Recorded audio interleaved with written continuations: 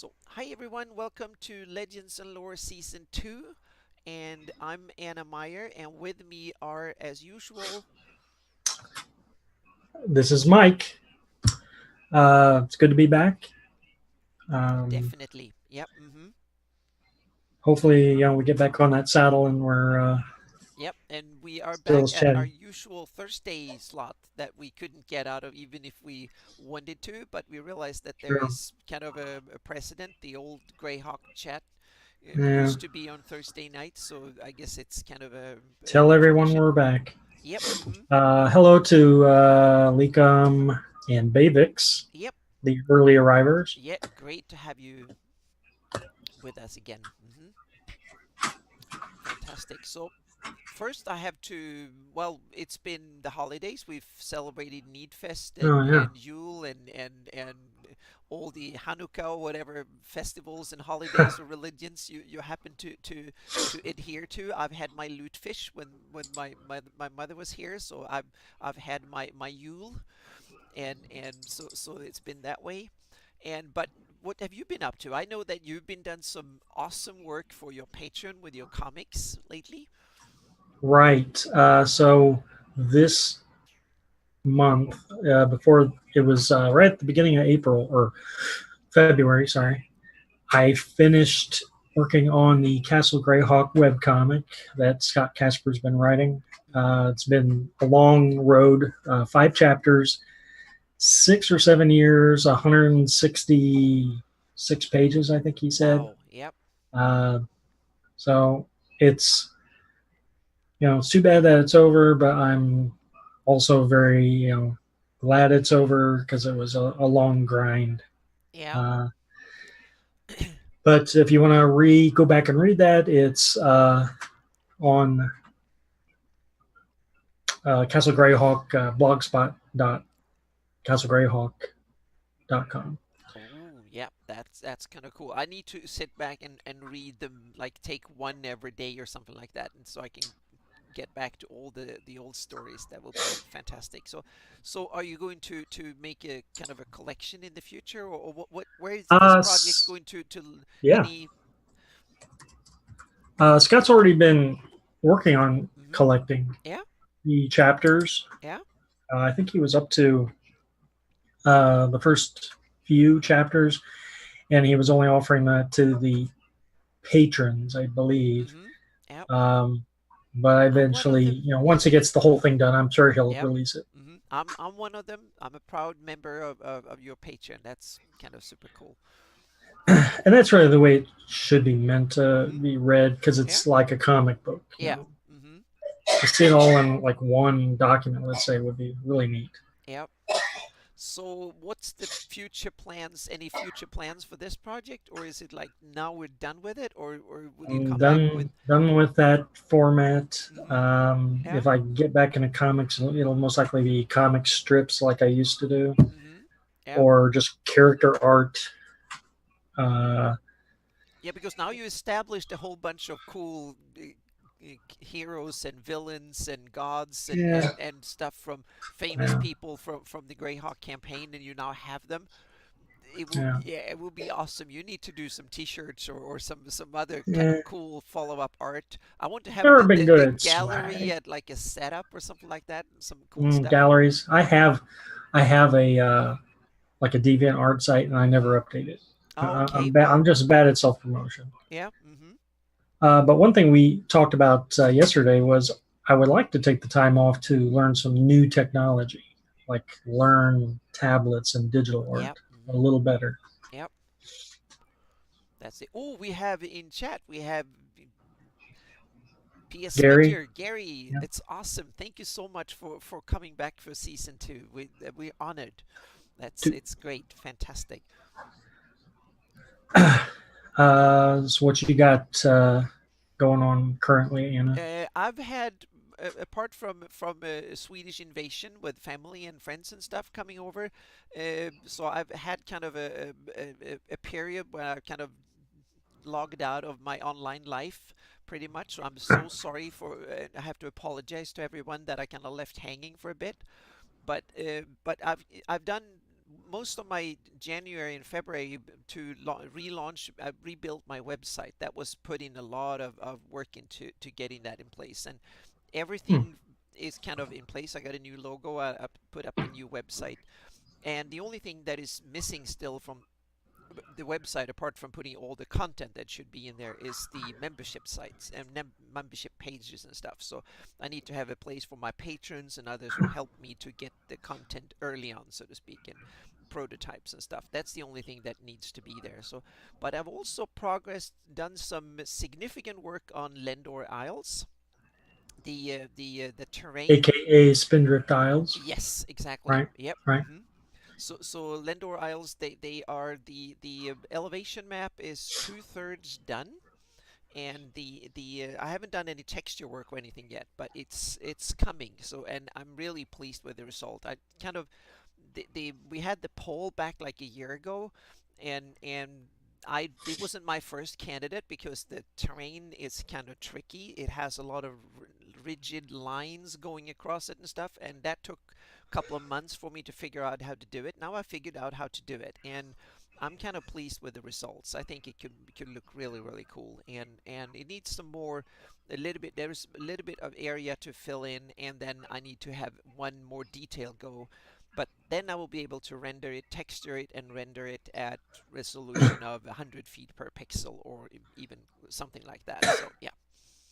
Yeah, I kind of can relate to that. When I was doing the Castle Greyhawk comic when I Hmm. first started it years Yeah. ago, and I look at the way I'm doing art now, I wish I could go back and do it Yep. all over Hmm. again Yep. because my old stuff I don't like, and my newer stuff is far superior. Yep. It's So yeah, difficult. so I'm doing both, because the Hepmona land that I'm also working on in parallel, that is also making good progress. It's the that I'm doing a fake version of what I used to do in order to get the same result that I have. So it will be the same style that my Flanese map will be, but I'm doing it all in Photoshop. It's no 3D involved, which means that I can cut a lot of time, and it also gives me full freedom. I can put details in there and stuff that I couldn't, and it's simply because 20 years ago when I started it, I didn't know Photoshop and that well, and I didn't have the skills, and I could also just do small bits. Now I have all the resources from the internet and 20 years of experience, so now I can actually sit down and do it. So there will be Lendor Isles and Hepmona Land will be the two big things. Then I have a secret project running. I haven't told anyone yet, Hmm. but I have a secret project that will come this year too that I think will be kind of Let me cool. guess, you're going to map the entire world of Faerun. Oh, no, no, no Faerun. This is a Greyhawk project. Yeah, this is a Greyhawk Okay. project. Yeah, Okay. and I also have a project for Kobold Press for Midgard. So a new part of Midgard is underway too. So I have three projects that I'm currently working on. So it's Spine kind of Castle. splitting the time in between here. But and then I have a secret project that will hopefully not take too much time, but it will be something that most Greyhawk fans have been waiting for. So that will come later Hmm. this year. And my Then I know patrons, it's not all.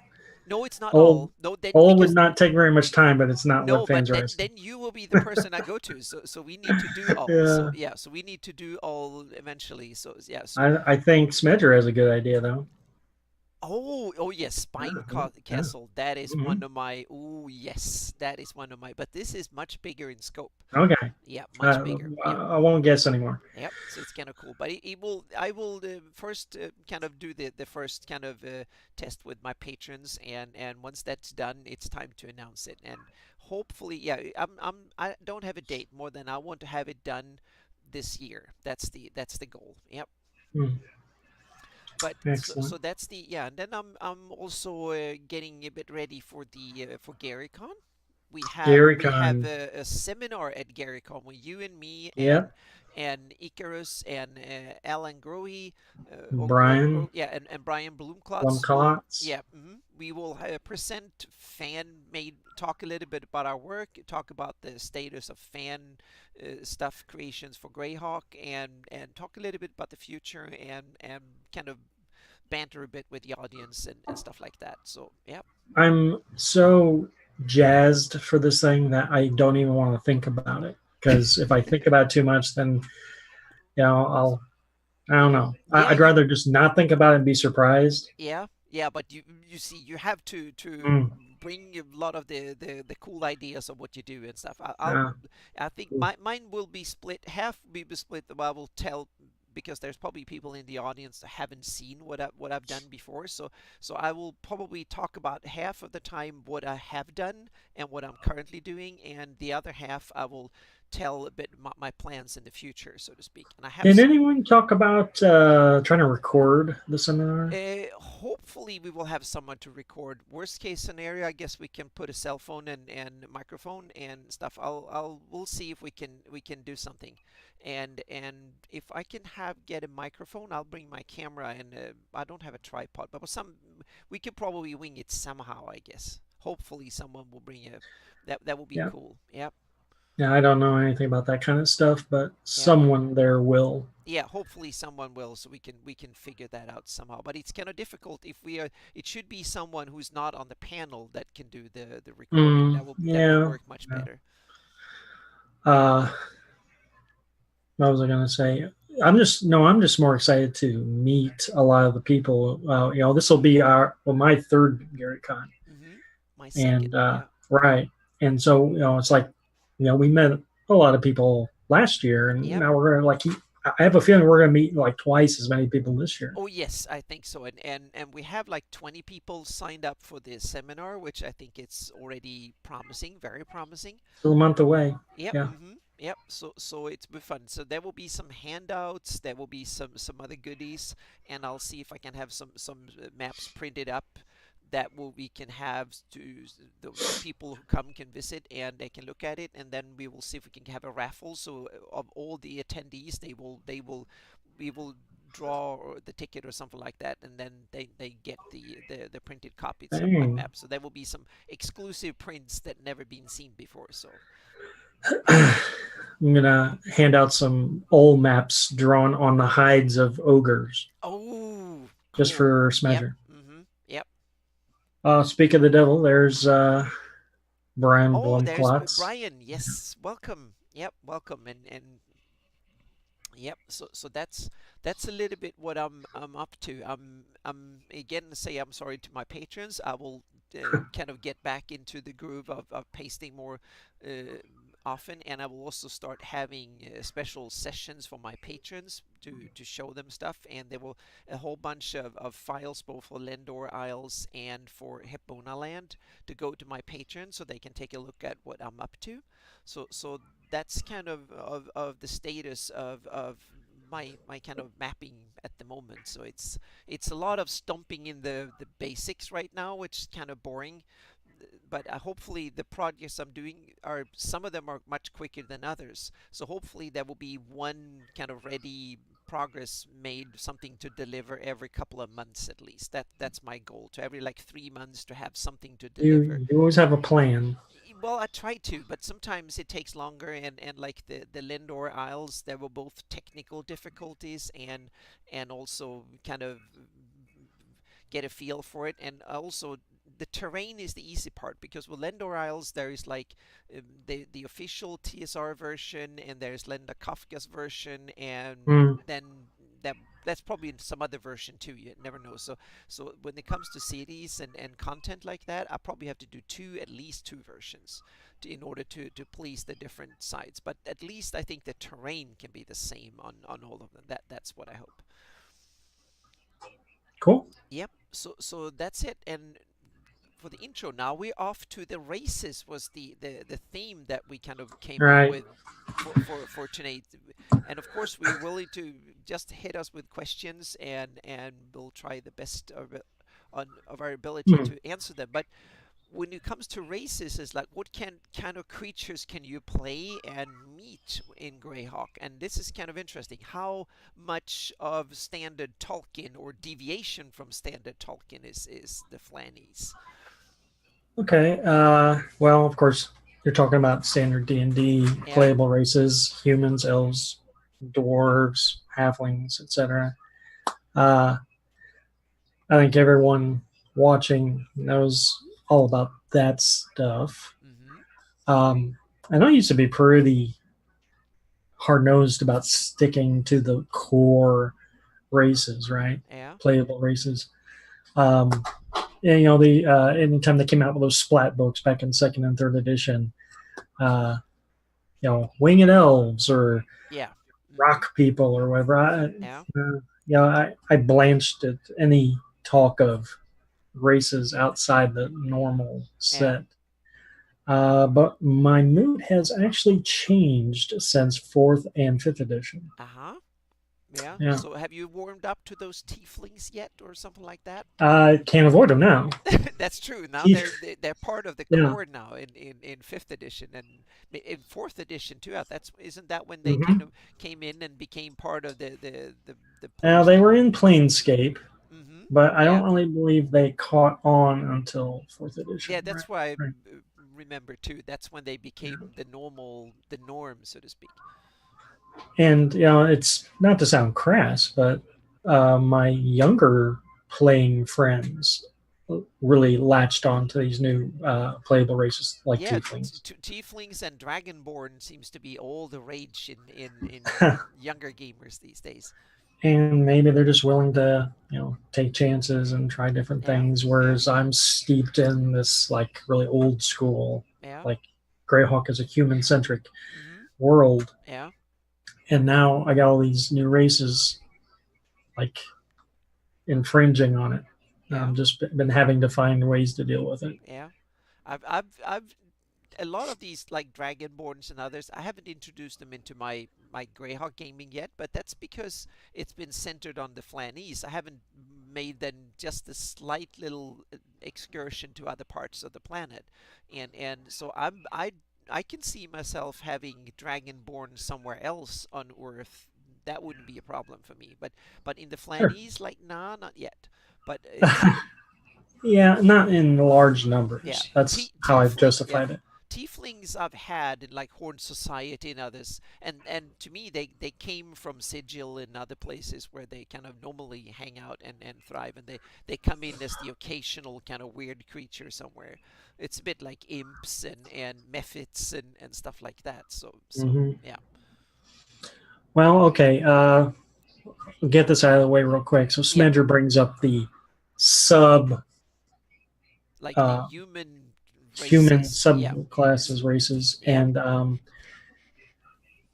there's primarily like four or five, and Yeah. like right now I'm playing fifth edition, but in the edition there's always been like the different modifiers. Yeah. You can use.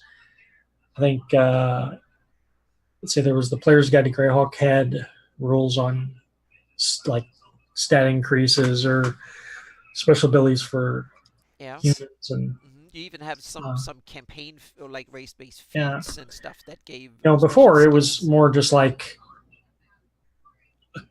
it was just a description for your Hmm. character, and Yeah. now there's actually mechanical benefits Yep. for Hmm. different types of humans. Yep. Um, while it's on my mind, before I forget, go to Gray if you play fifth edition like me. Go to greyhawkreborn.net. They have a document on there that has like their house rule for playing Seoul and Yep. Orid and Yep. Becklenish variants. Hmm. But yeah, when I'm like running my Hold of the Sea Princess campaign, I really try to stick to humans mainly. Hmm. Um, Yeah. I'm pretty stingy about that. But if I'm doing like anything that's urban based, like City of Greyhawk, like you said, if I use or something, anything's it's fair game. Yeah.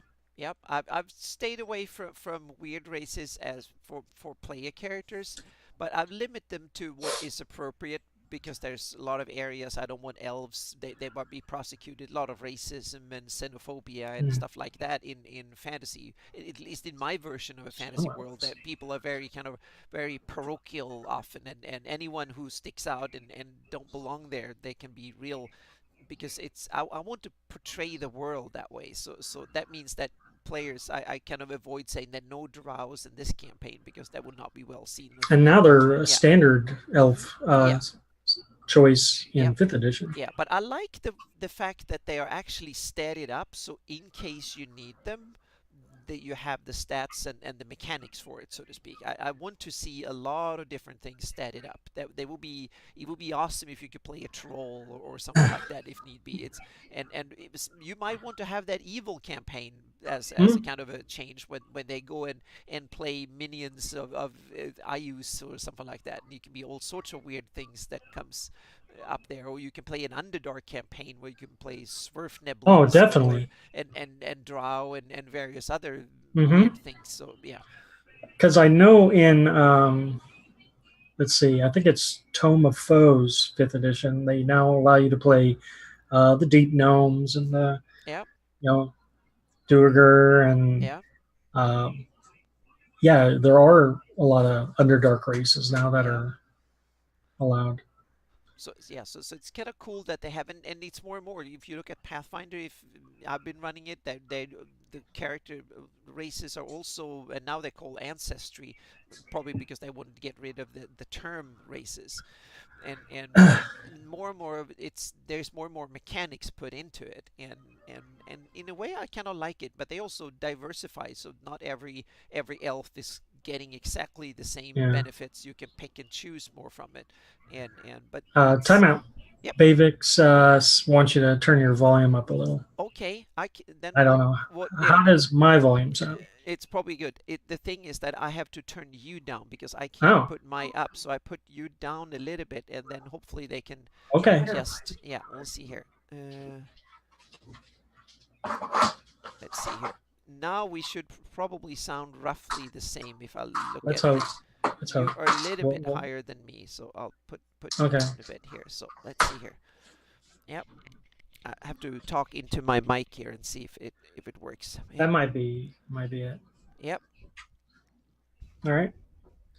Uh, Drow is one of the few races it doesn't allow for story reasons. Ah, mm-hmm. And Yep. that's the same reasoning I have when I never allowed monks in my campaign. Ah, you haven't allowed monks either?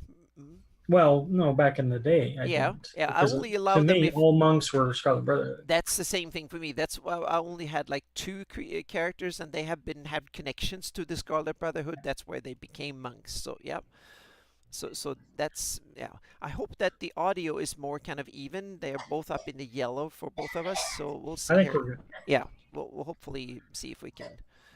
Uh, Yeah. so yeah, you got me thinking about thematic race Mm-hmm.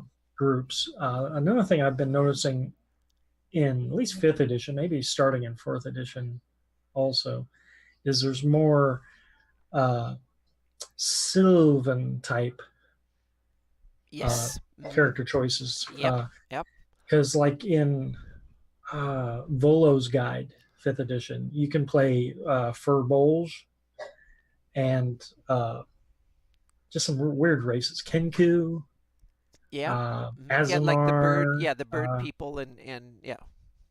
If you throw in like gnomes and elves, you Yeah. could have this whole Yeah. like foresty type. Exactly, and yeah, the whole sylvan kind of little creatures, and there've been brownies and sylphs and stuff like that statted out in dragon magazines back in the day and stuff. So it's kind of cool, and in a way, I loved what you did in third edition, where you can play almost any monster as a Yeah, race, and you just had level equivalent. So you started, if you were a giant, you started at fifth level or something like that because you had so many hit dice and stuff. So it's kind of oh, okay. I think you cut out. Uh-oh. Did you cut out? No, I No. don't. I hope not. Okay, I'm Yep. sorry. Mm-hmm. That must have just been me then. Yep. Okay. Yep. So I think it's good. Yeah. At least it seems like we haven't dropped any frames. I keep an eye Okay. on, and it's all green here, so it seems like it's working. So yeah.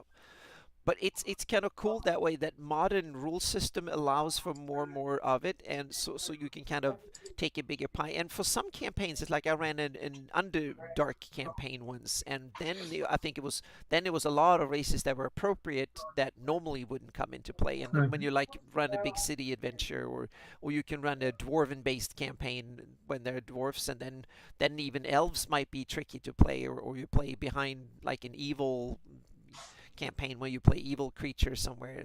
So yeah, it's very much dependent on the style of campaign you run in. So that's the but it is cool that you have the now more and more of the rules editions they allow more and more of that play. You can dig into play all sorts of things. They even like editions where you can play dragons and all sorts of stuff that you can kind of Mm. turn them into player characters. And I kind of like that, not to have it in every campaign, but you should be able to have it for if that flavor is good for something, because variety is good. Otherwise, you things tend to get boring if you're only having the same good guys fighting the same evil guys over and over again. Oh, okay. So, looks like yeah, Kinku or Urban. Mm-hmm. My bad. Um, but yeah, that Volo's guide has a lot of new playable races in it, Mm-hmm. including your standard humanoids, Yeah. orcs, goblins, hobgoblins. Yeah. There you have the that interesting kind of rivalry, kind of content grabbing between Forgotten Realms and Greyhawk, so to speak. You have the Hmm. things that appeared in Greyhawk got popularity and wide recognition when they were turned, like Drow is the perfect example, that when Drist became a mainstay and household name was because of Forgotten Realms. And now you have players saying that, so they are in Greyhawk as well, and I say, well, they were in Greyhawk first. But it's so in a Yeah, way it's good. It's good for two reverse. reasons. I think first of all because you get them mechanically interacted, and you get all that to choose from. And a lot of it I can steal is like Sylvan stuff that I've seen for Pathfinder. For other stuff, it's been perfect to put into Greyhawk. So yeah. No, One, baby, because I don't think it's sucked it dry, but it's a kind of an interesting rivalry between it. So welcome to the discussion, Geek Dice. yes, hi, welcome back Uh, again. Yep. Hmm. there's one playable race that, or one race that I haven't seen made playable. I could be wrong, so someone correct me if so. I would love if Bullywugs were a Yes. character race Mm-hmm. Yep. because that's Bullywogs. a very Yes. gray Mm-hmm. hockey Yep. And creature to me. flines are another one of these kind of, oh, what the yeah, I think they were called flines, a humanoid race that was there's a whole Yeah, bunch yeah, of them. yeah. So yep. So I would love to see them. And trolls is another one of, I don't know if it's my Scandinavian It's kind a of. little too monstery Oh for yeah, that me. might be a bit too monstery, but Uh, it will be fun, I think, to play a bunch of trolls going on a raid well, somewhere as a yeah, diversion, not a whole long campaign, but as a diversion kind no, of thing, no. or as a Yeah, it'd be brute. fun to play a creature that can't die unless they're set on Yeah, well, fire. yeah, mm-hmm, yep. Yeah. So it's kind of there's. Jeez. Uh, but no, I mean, has D&D ever opened up centaurs to being played? I think so. Uh, Third edition third practically edition opened did. up almost everything when they had the monsters. They had a book where you Mhm. could actually play anything in the monster manual. You just here are the rules to do it. But I'm not sure how well that really worked in reality. But at Mm, least it was mechanically possible, so to speak. You got to right. compensate for it. Like if you were a hill giant, then you were like third level when you started because you were that good physically and have those abilities and stuff. Trollkin, is that anything like uh, half dragons? Those semi Yeah, you have. There's a monsters. whole bunch of, just like you have in the dragon world. You have the trollkins. You have a That's lot good. bunch of in betweens, so to speak, and then you have the well, the fae, and then you have the evil fae. There's some really cool Mm. ones. I don't think I will allow quicklings though, but they're kind No. of, now the movement rate of 96 is kind of ridiculous, but it's, yeah, but Mm. they're kind of interesting. I don't know if they're special Greyhawk feature, but I don't know. yeah. Uh, but Beast Men, I've never really used Beast Men. No, They me seem neither. kind of Then you have yeah. the mongrels, or another one of these Hmm. kind of. There's a lot of these kind of old, like Stone Age caveman kind of type, and a whole bunch of them that way. And then if you read the Gygax Gord novels, when he is in the Sea of Dust, in the end, there are some albino weird folks living underground in that forgotten city Okay. underground there, and that's another one that would be kind of cool to stat out. Maybe not as a Ah, playable race, but at least as a monster. That is kind of because if it's in Gygax Gorda books, I kind of regard it as something that is in Greyhawk, so I need to deal Hmm. with it. And then we have the other Reni that is like humans, but they come from Oh another yeah, plane, and that they're kind yeah. of in people that look human, so they're probably treated mechanically like a human ethnicity, like the Flan or the Ridians or the Suluas. But are they that different enough to warrant the term race? I don't I don't know. know. Yeah. Uh, yeah, a Ray Bavix asks about Ratfolk. Oh, That's what I that's like another about one. Warhammer. Ah, okay. Yeah, rat And folk is an Skaven. interesting thing because you have the rat folks, and then you have various of the those what they call lycanthropy or whatever you call the bears and the tigers Lycanthropy. and yeah, Yeah. and those kind of various ones that can move between Oh, an well, animal. yeah, Brian brings up a good point. You can now, in 5th edition, play the Gith Yankee and Gith Zarian. They are interesting because they have been around for a long time, and I think I've seen, Yeah. at least in Dragon, that you could play them as playable races. And they're kind of interesting because they have civilization, and they're kind of bipedal and can wear armor and use weapons and all that. So they, at least they fit mechanically well into the to be a playable race, and they're kind of cool. Yeah. And they are like the tiefling kind of come out there from the planner world somewhere and, and, Right. and can Right. come in. So yeah. They could show up anywhere. Mm-hmm. And I'm sure my friends don't know about, we play a lot of 5th edition now, and so far, like the wildest it's got is Tiefling and Dragonborn. I don't think they've really dug into the new stuff yet. Yeah. They've used some of the new classes, but not the new playable races. I might have to break one out just to surprise them. Yeah. Yeah. And then you have the some of my favorites are the Mephits and the Imps. They kind of that will be kind of so mischievous fun to have a player character who can be an imp or a mephit or some little tiny demon or something like that or screw up for it's my Elemental based creatures, kind of like that. yeah. Uh, the Genocide, Yeah. which I don't know if they got that ported over to 5e yet. No, I Uh, don't. Well, I don't know enough about Maybe 5e to around. know that. And then you have other kind of intelligent outer creature like Sloddy and stuff like that that you can play. And then we have another type of creature that could be played as a playable race are certain undeads like with free will undeads like vampires and stuff. Hmm. That Well, would be rats.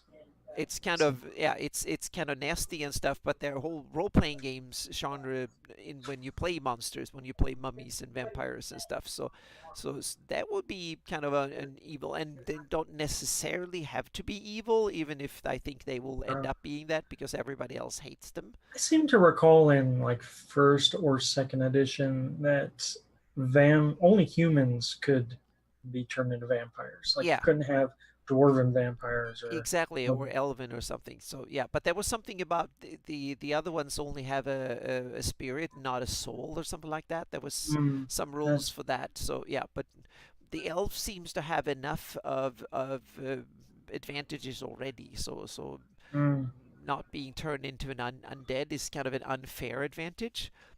But I guess it's up to how you see these kind of alignment, kind of spirit, soul, religious, esoteric kind of planner things in your campaign. So I guess that's up to every DM. There were some, especially 3rd edition. There was a book about undead and how all that kind of worked, and how undead physiology and psychology and all that worked. And those were kind of really cool. So you can kind of dig in and then you have to figure out what happens when characters die, because that's what they do when they become vampires and undeads of all kinds. So yeah, but I don't rule it out. I might want to have a player character that is something like that sometime. And we've had one exception. I had a player, they super talented. He played a lich when he returned as a lich when he played an evil cleric, and then we wanted him back again for some later game, and that was it was kind of awesome. High Yeah, level stuff there. yeah, that was high level. That was probably my highest level campaign, but that's over 25 years ago or something like that. So it's, but it was fun. So with the exception with the right player, and you can kind of then it could work. So it was kind of cool. Yeah.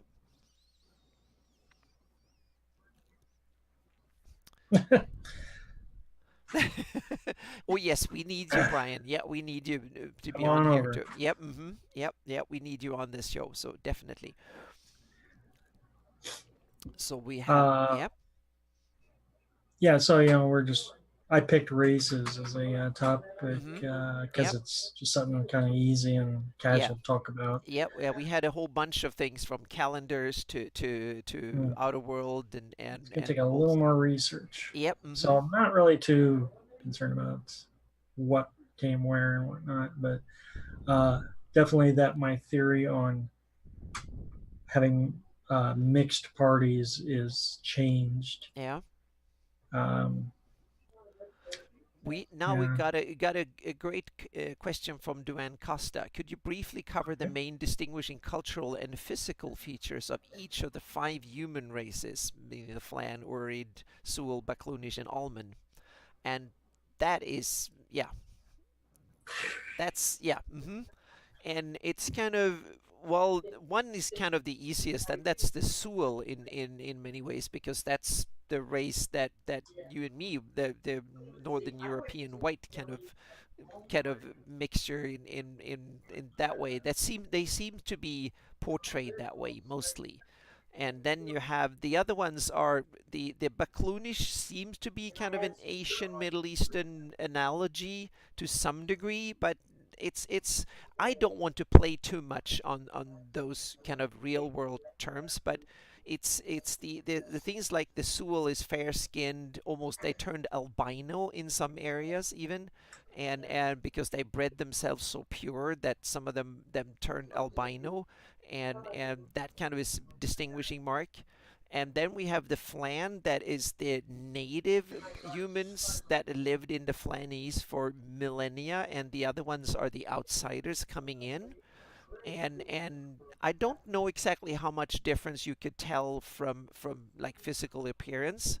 And the Olmans are the ones that lived more to the south in the islands and down in Hepmona land, Amedio, and down in that area. But there's a lot of Sul that fled down there too that is mixed up and don't belong there to begin with. So the Flanese is a very diverse mixed place with a few kind of more pure areas, like the Flan is like the Ten, and or the Tina, or whatever you call them.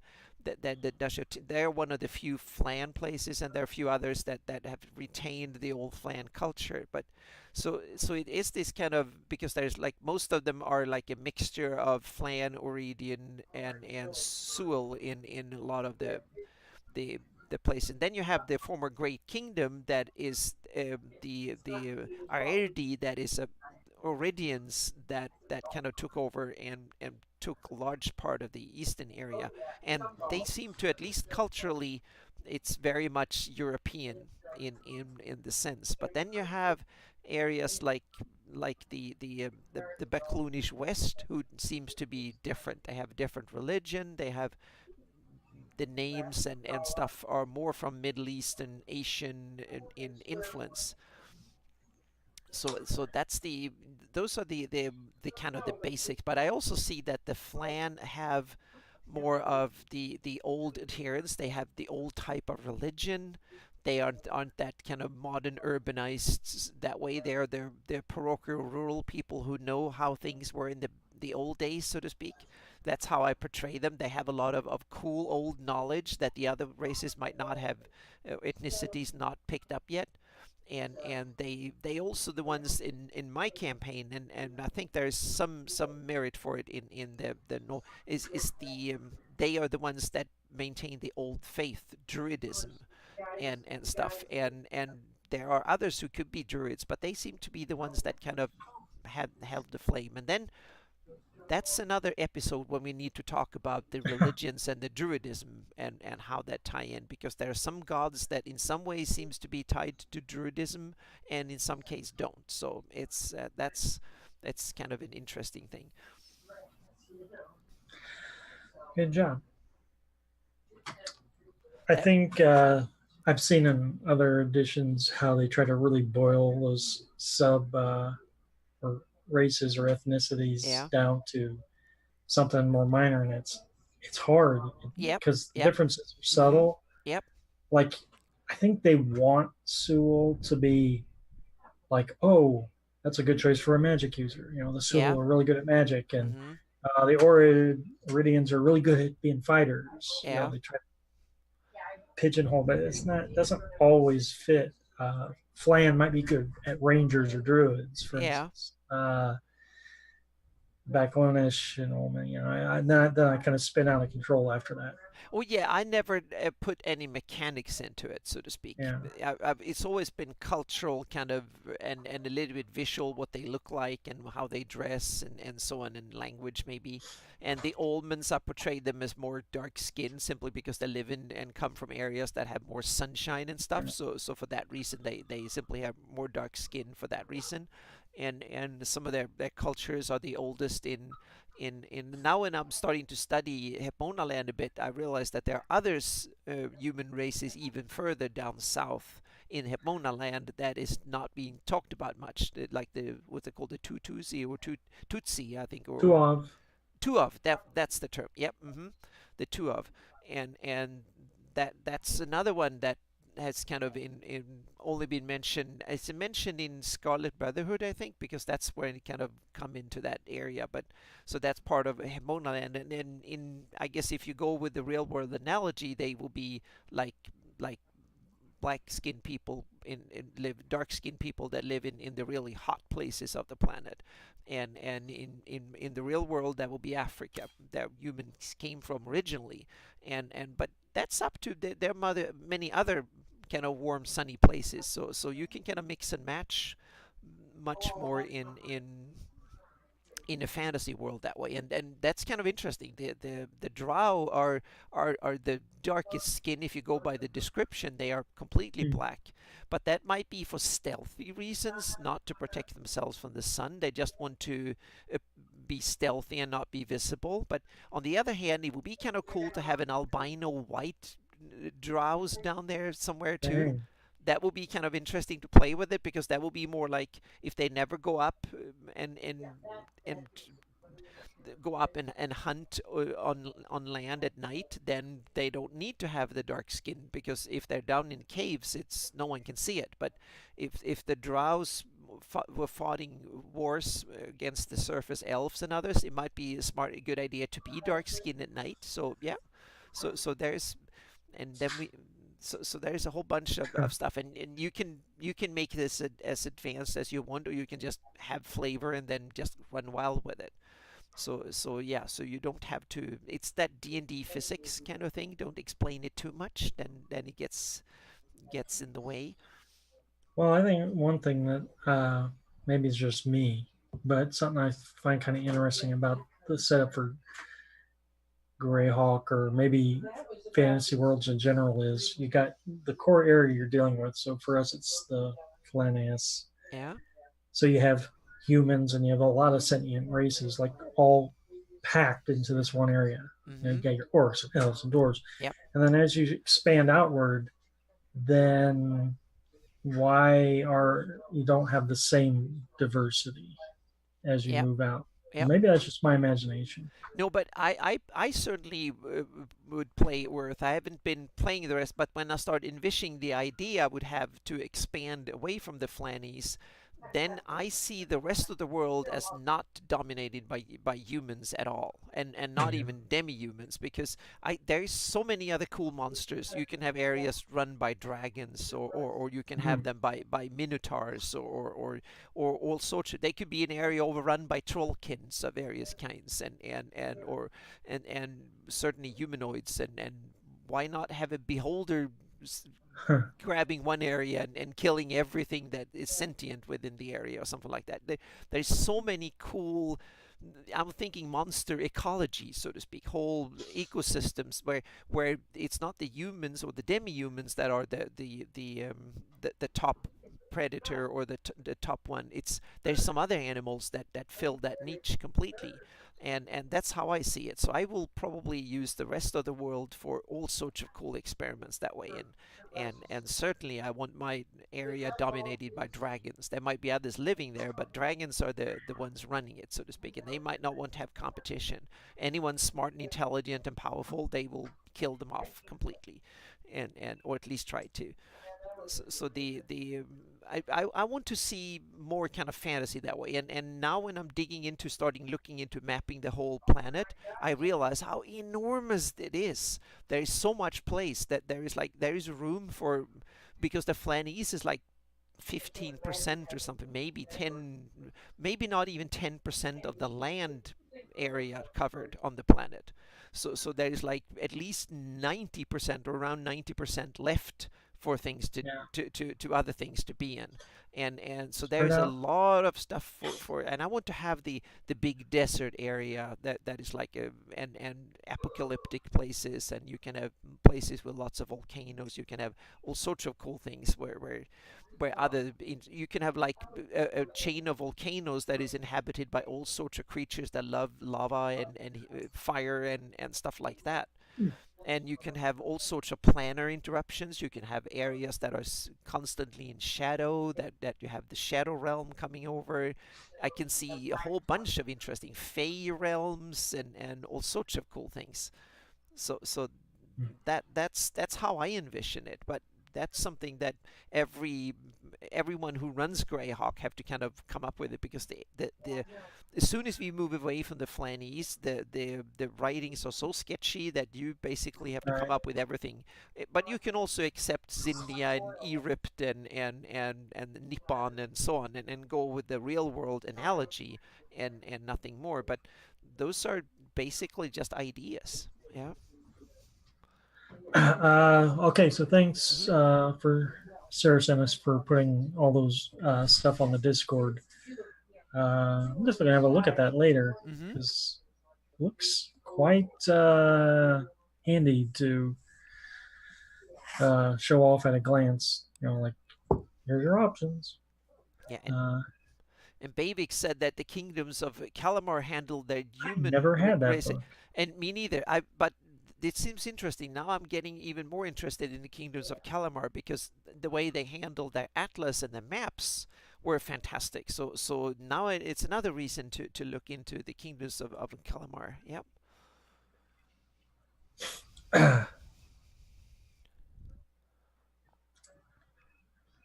Ah, yeah, we have Mhm. Yep. Brian's. Yeah, the reskinning and changing ancestry lore of various options. That's interesting. Yeah, you can take monsters and other kind of creatures from, and then file off the serial numbers and then use them. Yeah. That's certainly a possibility. I was thinking what can you do with the Dragonlance Kender? That is one of the coolest fantasy races ever, that can count to three and or four maybe. So it's like one, two, three, or many. And I guess we all had a sweet spot for the Kenders, for the Kender. Love them or hate them. That's how Mm-hmm. I think it Yeah. went. Yeah. And then we have two races that kind of fall on the wayside of the standard ones when we talk about the humans, the dwarfs, the elves, and the half orcs, and those are the gnomes and the halflings, and they are kind of on the wayside. The gnomes are, if I remember correctly, mentioned, and they have places in the Cron Hills, in Temple of Elemental Evil and Hamlet and stuff. And but the halflings only seems to be mentioned when you have population statistics saying 1% halflings or 2% halflings, and that's it. They're everywhere. That's why. Yeah, exactly. They're everywhere, but they're not mentioned anywhere. I don't. There are no halfling heroes. There are no halfling cities. No halfling Oh, lords or besides anything. Elmshire. Okay. Yeah. Yeah, I mean Yeah. that's the main one I would think of, and it's Yeah. just a little Yeah. town.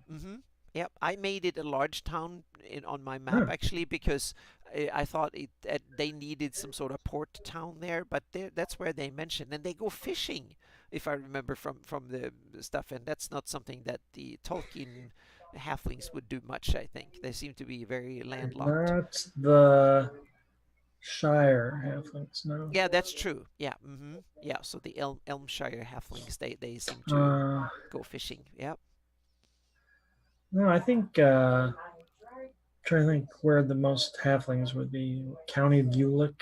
Yeah, I'm looking at the Ernst and the Ulick states and Keeland and Nyrond and Furundi because if I were a small, kind of very orderly little person and living with a community of other tiny folks that want to farm and do stuff like that, I would like to live in a good aligned, well functioning area, so to speak. So the the Ernst, the Ulicks, and Nyrond and Furundi kind of sticks out to me as places they should live.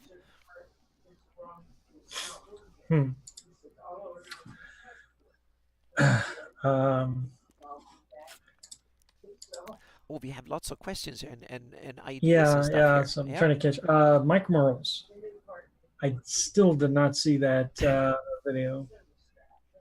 Oh, I've seen the video. That was very interesting. We should Unusual. kind of mention it a bit. And I Um, I, I loved his approach to Gary. You need to hang on a second.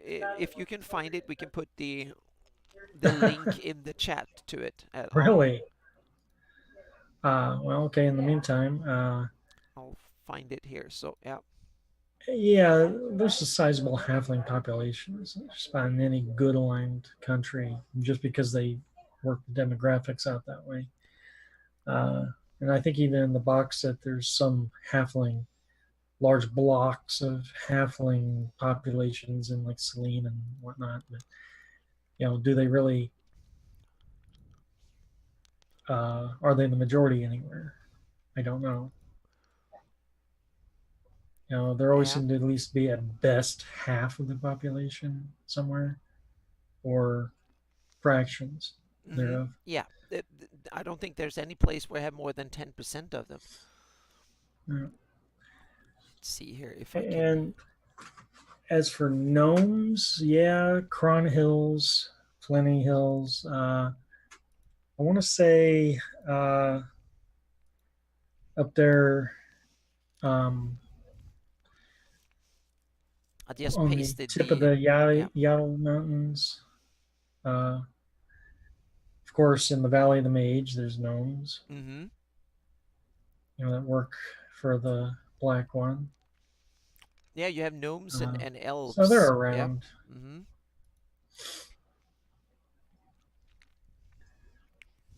But then when third edition went a little crazy with the population refiguring, Mm-hmm. unfortunately Gary, and because of the well, I mean, I like the increased numbers, but Oh, I'm me saying too. Yeah. because third edition had all the demographics broken down to a science, so Mm-hmm. that way there ended up being like tens of thousands of halflings in all practically. And that was kind of a You know. they didn't like that many intruding halflings all of a sudden. Now, maybe not that many halflings, but it's definitely a lot more halflings than Yeah, there ever yeah. were So if before. there's like 2% halflings almost everywhere, then that meant that Ul got Yeah, that's 15,000 or something. Yeah. hundreds, Mm-hmm. thousands more Yeah. So halflings than they you don't. would Yeah, have. they didn't like those coming Yeah, in. there's halflings and IUs and Yeah, they're yeah, everywhere which is kind of ridiculous just in that because of way. Yeah. the breakdown. Mm-hmm. Yeah. But that's Yeah, kind of that was kind of fun. You have to write an article and say about uh, the halfling yeah. situation in all. That will be fun. Yep.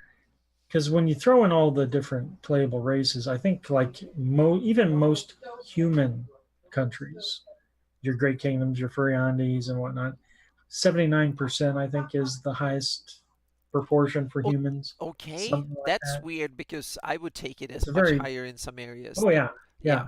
yeah. Mm-hmm.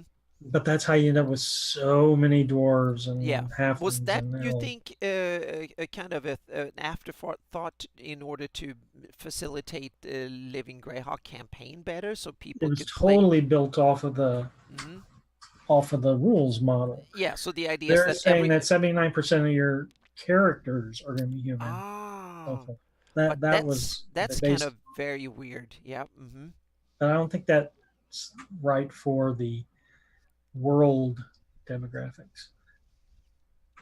Sorry to go off on that No, tangent. no, but that's an important one because and it's also on topic. It's about Yeah, Greyhawk and races and it's yeah, because that to me it's like that problem that you often end up in organized play and stuff that anyone should be able to play anything yeah. anywhere at any time, and that means that you need to have some nasty orcs everywhere and stuff like that. So So if they use the yeah, same demographic models today in fifth edition, let's say they did a Living Greyhawk Gazetteer hmm 2.0, yeah, now you got to shoe in Dragonborn and Tieflings and so on yes, and so forth. yeah.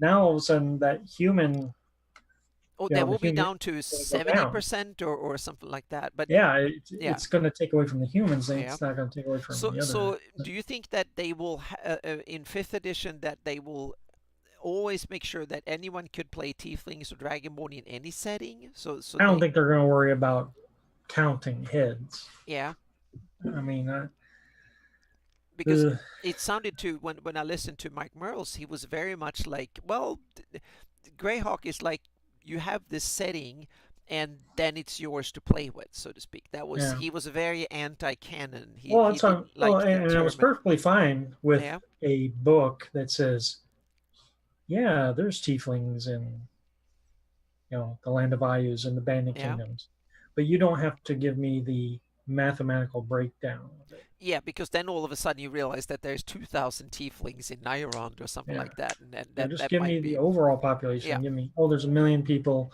yeah, in Furiandi, mm-hmm, and then I can decide yeah, the breakdown maybe. yeah. It would be much better to have it just like general description, saying that there are a few elves living in the western parts, woodland parts, or something like that, and don't talk much more about it. So yeah, Right, right. and then we have Gary like humans would remain 99% of the human population. Oh, the Reni population.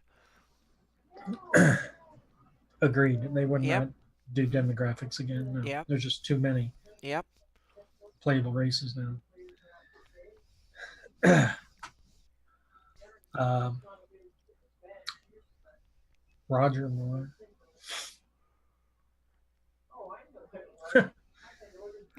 Can have, Oh, you think it's okay. Roger E. Moore's fault that we had these? Yeah, that's interesting. Feral halflings, the horse flesh eaters. That's kind of Good that's awesome. stuff. Yep. Yeah. Oh, that's awesome. That there you have here. That's an idea for a campaign. Feral Oh, gee. halflings running around eating your horses and stuff. That's kind of cool. Yep. Maybe if you want like merge Dark Sun with the Sea of Dust or something, yeah, Yep. feral happenings. Yep. And then you have another one when you touched on Dark Sun and stuff. There's a lot of people who want to introduce or make like one big world where you put this and then you attach that and so Mm. there's basically all the fantasy worlds in one Patchwork. go.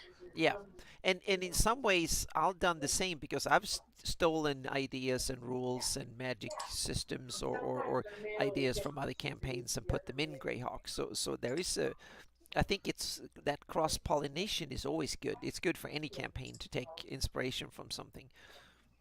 Or the Bayou Halflings.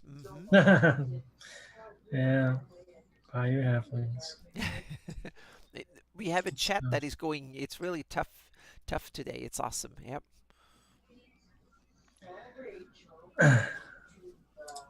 Well, yeah, yeah. I think in fifth edition they skipped on Tall Fellows, if I'm correct. Also, they didn't I'd have break to look down at the the. yeah.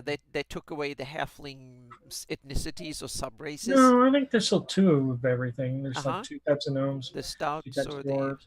uh huh. I think they only put two types of halflings in there, and there Yeah. should be at Mm-hmm. least three. Yeah, and then you have all the various elves Mm. and which is Mm. kind of an interesting thing. You Skip have on the that one. the Sylvan elf, the High elf, the Gray elf, the Valley elf, and the Wood elf. Or I'm not really sure if the Wood elves and the Sylvan elves are the same thing or just two different I names. Or think so. yeah, but and do we have do fifth edition have elven versions that way, different ones? Yeah, yeah. Largely, I think there was a Unearthed Arcana thing on the website where they were testing out the wild elves, Hmm. and Mordenkainen's Tomophoes brought in Eladrin back from fourth edition. And they're kind of tied to the seasons, Yeah. like fall, winter, Hmm. Yeah. summer. Sea elves, like they mentioned in chat, is now playable race. Ah, okay. The And Shogun, or what they call um, the there's Shatter Kai, who's okay. a shadow, uh, playing a shadow type elf, is the new hotness too. Yeah. Kind of And emo elves. okay. Yeah. Huh. And then it's one of the interesting things is that they're half elves and half orcs, but I haven't encountered any half dwarfs or halflings. No, quarterlings. Yeah, quarterlings. Yeah. Yeah. Half dwarves were in Dark Sun, I think. Oh, Am I okay. wrong? That's true. Yes, that's true. I think there were half dwarfs in Dark Sun. Yep. Hmm. Um, but yeah, it was kind of weird. Half orcs have been a playable race for a long time, but why not full orcs? Clearly Gygax allowed it in his own campaign. Yeah. Uh, and I'm really surprised that just playing straight up orcs has not been more an in thing than it could be. You would Hmm. think, you know, if people like half orcs, full orcs would be Well, even better. to me, I would open up basically all the humanoid races would be awesome to Ooh. have, and then you have the half. If they're half orcs, why not have half goblins and half hobgoblins and all sorts of nasties, so to speak, Yeah, in that way. yeah, getting a little carried away with the half things, I suppose. Yes, Cobdarg, half dwarf. Oh, okay. Yeah, Dwuman. Yeah, Dwuman. Yeah. Oh, and yeah, I speak. know. I'm sorry, Anna. Yeah. Yeah, orcs are a playable race. That's what I'm Hmm. trying to say. I'm surprised they're not popular That's as a true. player Yeah. Hmm. And then we popular have, enough to be core. yeah. And then we have the names in Greyhawk, like the Noonies and the Hobnies and the Jebli and the Which are Uros, and flan yeah, words, I correct? think so. They are the Flan. Yeah. Yeah. Hmm. Yep. I think those are the Flan names, and those are kind of so cool because they're kind of Yeah, Greyhawkish. Yep. very, very hockey. Hmm. They even got them for the monstrous races, Yep. Hmm. Iger and Yeah. uh, Jebly and Hmm. Yep. uh, Bookveer, so on, Yep. so They forth. have a whole range of them, and that's kind of cool. Yep. Oh, I like the idea that the not all races are fertile to each other. Yes, it's like in real biology. Once they are too diverse, then they can't get an offspring. Hull has half ogres. See, yeah, and ogres are a playable race, aren't they? Or half ogres? I think I've seen them Mm, in some back in the day. Yeah. yeah, Or maybe that somewhere. was in third edition when everything goes in the you can make them into monstrous kind of things. But Yeah. yeah, but half ogres and that they are a kind of a main thing in all, aren't they? They're kind of part of the There's ruling elite some or ogres something. there, yeah. Yeah. Yeah. I had a friend who tried to talk me into making a half ogre, half gnome. Uh-oh. So he wanted this guy with a really big body and a tiny little head. And I was like, "Are you kidding me?" Yeah. Then we have to go into not D&D physics but D&D biology, which might be Right, even more right. tricky. Yeah. Uh, Oh yeah, you have I use the Orogs, one of the other kind of variants on the nope. orc theme. Yeah. Uh, yeah, Orogs, Ogrillions. Hmm. Yep. What else? Isn't there other orcish offshoots? Yeah, That's there what are I mean. plenty. I forgot the name, and they're like from up in Bone March, and then you have them up in the Howling Hills up in there. There's plenty of big ones, but I haven't really found out that there's some areas now. I need to dig in and see if I can find the area up in the Howling Hills. Yeah, Goliath. Yeah, Half over Goliath. yeah. Ooh, Svarts. Svarts. Oh, Svarts. Yep. Yes, and I don't know how to pronounce it. It's Svarts. Is I that? say Svarts. Yeah. That's one. Oh, they are cool. Yeah. Yeah, yeah, and that's one of them things. Like they're so gray hockey hmm to me that Yeah. only I would appreciate playing one of those. That my friends probably never even heard of the damn things. And I've you heard know, if about you, them. That's about it. yeah, So, yep. yeah, hmm they'd be like, "Oh, a goblin? Okay, it's a blue goblin." Yeah. Oh, we have Gygas was the first to teach me the word fick hunt. Now someone has to fill me in what that means because my English is not that good. I think I've heard the Uh, term, but I can't really say what it means. it's not good. Okay. Yep. Okay. Yeah, we'll leave it at that. This should be a fairly uh, children friendly or family friendly show, I guess. So we leave it eh, at this. Okay. I Yep. don't know where he's going with it. Yeah. I think I know what he means. What he means now. So I'm getting up there in the English, but we have. Let me show some. We can look at. We have the Howling Hills here up in the north, and that's one of the areas where you have the Ursuna guard and Ursungard and Kendragund and Mm. stuff, where you Mhm, have mhm. the what is it, the Eros and the Jebli and stuff that I think have their lands up there. So I don't really know if they actually come from that area or if they are just if that's their original area or if they just settled that area as part I of think they might have IU's conquered minions. it. Okay. Yeah. Yeah, yeah. Because the Howling Hills are supposed to be Wolf Nomad burial ground, right? Yes, yeah, that's where we have the on the west here we have the Wegwur thralls and the Spear Because they Tor used and to yeah. be like the Rovers, the hmm Barons, and the Wolf Nomads were like Oh yeah, this, that's what's right? the borderlands And then between the the yeah. orcs, IUs came in there and kind of wedged them apart. Ah, good. That's yep. Yep.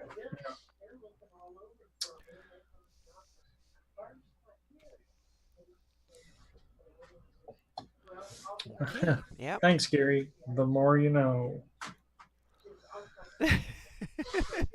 Okay. Ah. Uh, Okay. Yeah. So it wasn't that nasty then. Yep. um, Yeah, I trying to think so. think. That's interesting when we talk. Oh, sorry, I interrupted you. No, what were you have? I was thinking when we talk about races, and they say that the orcs they reproduce quickly, and I wondered what orcish society looked like. So I realized that the orcs and or realized my idea of how to tackle orc family life is that orcs don't want to be parents at all, and Hmm. they have kids often, and so there's like one popping out every 6 months period, and the orcish women they don't want to have to deal with like dragging around toddlers. So what they do is that they have a big pit, and they want only the best to survive, so they put the little kids in there and the or small orc babies, and they simply have to survive. And when they get big enough, basically by eating the other ones or whatever scraps that come down there, they get big enough, and the survivors are able to climb out, so to speak, and that's when they're greeted into the tribe as then they're fit enough, meaning they survived childhood by being the meanest, toughest, baddest asshole in that pit, and that means that they and that way they can keep population down. They don't have to feed their kids, and they can copulate and create orc babies as much as they want, and that's when they put them down there. And then when you captured, they simply throw you in the pit too, so the young orcs will devour you, so to speak. So I had that in one of my games, that then when they were captured by orcs, they saw that what they did, and they simply took one of the people captured and just threw them into the kids, and the kids just used rocks or whatever Dang. and just devoured them and ate them.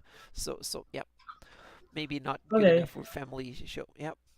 so Bavix wants to know which races we think are just not gray hockey. And I'm gonna Yeah. just jump on a grenade here real quick and Yeah. say I don't think Dragonborn are. Now I know there's Same. dragons, Yeah. but to me that's very Dragonlancy. I Yeah. want Yeah. Dragonborn to be draconians. hmm Yep, yeah, me too. And I've avoided lizard men, even if I know they're Well, that's what I was going part. to say, and I Yeah, think lizard men is what should have been the option. yeah, There's plenty of mm-hmm, lizard men in Greyhawk. yeah, mm-hmm.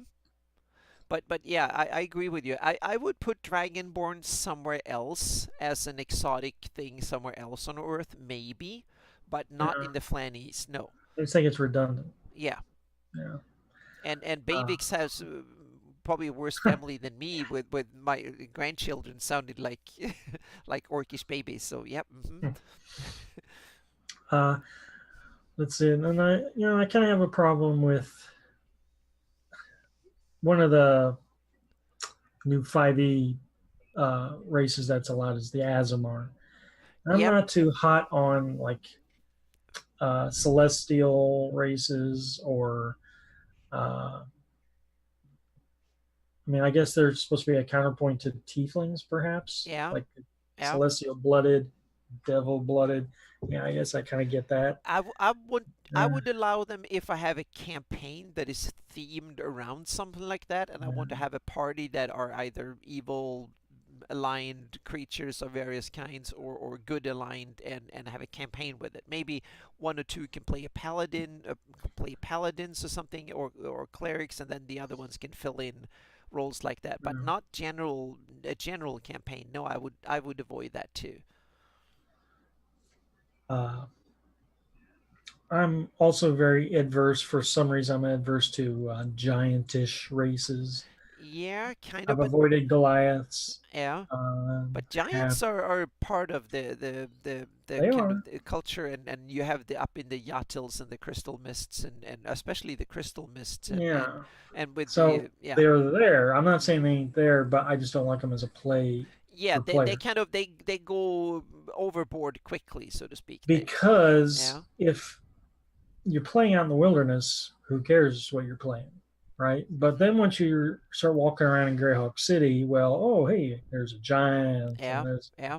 a dragon, and I it's guess just if you seems if to get a yeah. little too distracting. Yeah, but that comes into if you run a campaign, if you run it high fantasy, or if you run it more kind of low subdued fantasy, And and meaning some people fantasy is like medieval Europe, or medieval world with just a little bit of magic, and a few other things sprinkled in here and there. And then uh, there are some people who are high fantasy, anything goes, meaning there are uh, unicorns and dragons flying everywhere and fae everywhere and so on and so forth. And people use teleport to go to work and back again. So you can have. I guess it depends on how much fantasy you insert, but I'm more like you. It's kind of a little bit of fantasy, not too much, so to speak. You yeah. still have to, yeah. Well, me and my friends did a topic on this once for Hmm. our Gamers Table podcast. I don't know Yeah. if anyone's ever listened to Gamers Table Oh or not. yes, definitely. It was awesome. We Yeah. had been doing that for years. And one of the topics we had a long time ago was um, having too many oddball characters in a group. So, like, if there's 5 people playing in your campaign, you have we're used to the kind of a standard makeup. One of each class. Hmm. Maybe one of each core race, but one oddball. In most like movies and books you read, one oddball character is usually Yeah. stand. Yeah. You want a Oh, I'm sidekick playing or a something. Cyclops or Yeah. something. Hmm. You know. So, but if all 5 people are playing oddballs, then it becomes very distracting for the DM, I believe. Yeah. Yeah. It becomes more like a menagerie of weirdos Yeah. and stuff. Yeah. Oh, they're a traveling circus or something. I don't Hmm. Yeah. know. And then I haven't often tried it, but I think it would be counterpoint to what I just got done explaining is trying to do all one race make up of a group. So like have a all dwarf group. I Hmm. think That's to me what it. that sounds cool. Yeah.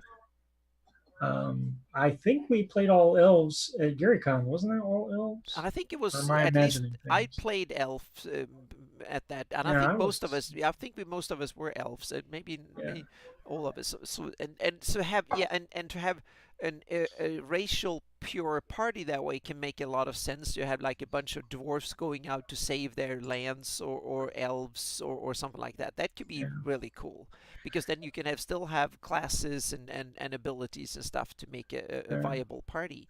So if everyone's playing the same kind of character, then I think that takes away a lot of the this mental gymnastics you have Mm-hmm. to do to Yeah, justify why yeah. a tiefling's hanging out with a kobold and a dwarf and a whatever. Mm-hmm. Oh, we're all kobolds. We're Yeah, all from the same clan. That makes instant sense. yeah. And here we have one question from Riffin 2019. Are there any elder in Greyhawk? Uh, sure. I know that they were introduced in fourth edition, I believe, Yeah, I think it was fourth edition. and Yeah, they were supposed to be They were kind of supposed to be like planar elves, if I'm yeah. correct. I think so You too. know, Yeah, they were kind of like yeah. gray elves, I, or I they. I get them a bit like a version of the Grey Elves in a way. But Or now they're in fifth edition, uh-huh. because I was just looking at this today. They're in fifth edition in Mordenkainen's Tome of Foes, and now there's like four different sub uh, Eladrins, and they're based off of the seasons, Mm-hmm. summer and spring, and so forth. Ah, okay. Hmm. Uh, so that's really all I know of them. I haven't had a friend ever play an Eladrin, even when we were dipping our toes in a fourth edition. I don't think anyone ever played one. No, exactly. We didn't dig into that. I played like a year of fourth edition, and we didn't get into it. I read about it, and I was kind of intrigued by it, but I didn't switch my planner analogies that much and stuff. So, oh, here we have an Yeah, interesting. Yeah, are valley elves a race, or they're just a culture? I think there is one reason. The valley elves were taller than all other elves, but if I remember correctly. But I yeah, yeah, but otherwise they don't seem to be much different from other elves more than they, culture would yeah, make more yeah, sense who to they me. who they Yeah. serve. They They were seem to supposed be, to yeah. pass as humans. Yeah, they were taller Uh, than other Maybe their elves. ears are shorter. Yeah, that might be. Yeah, not so pointy ears, and also that Uh, they seem to have lacked the elf seems to be kind of chaotic. They don't have much Maybe hierarchy. they could grow facial hair. Yeah, that might be.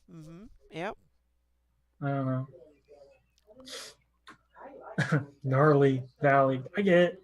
yeah. Everyone babies. Uh, yeah, so much elven Yeah, but playable elves are my stuff. favorite race in many ways. I Yeah, just love the elves. They're kind of I cool. had a guy play a sea elf in my one of my Sea Princess campaigns where I adapted the Five Shall Be One adventure, for the hmm five swords of Korus. Yeah. I adapted that for the South Seas. So instead of Oh, up in the okay. north, it was down in the South Seas, Yeah. and so there's all these, we're sailing places, and a lot of coastal Yeah. stuff. And so one of my hmm friends geniusly asked me to play a um, sea elf. And I was like, oh, I don't have any rules on sea elves, so I just Yeah. kind of made up something. Yeah. We played the campaign; it was great. And then now, lo and behold, they have rules on sea elves in fifth edition. Wow. So are they very similar to your rules, or did they go another I route? didn't even really look at them yet, because Okay. I highly doubt anyone will ever say, "Hey, Mike, let me play sea elf," unless I do an all aquatic Yeah. campaign hmm like Aeolus. Yeah, you have to go down and visit the Because apparently we have Tritons now in fifth edition, so sea elves, and you ah. could do, so they could work for Dromage, Yeah. Archmage, Yeah, I and was just going to say you to yeah, visit his lair down hmm in let's see, we can down there in the yeah, Azure. it's down here southeast of Gradsul out in the that's where I put Yep. it. Yeah, I were in my campaign. I replaced the wizard Karistan in Five Shall Be One with Dromage. Oh, cool. Yeah, Then yeah. you got the naval kind of hmm interaction right away. Yep.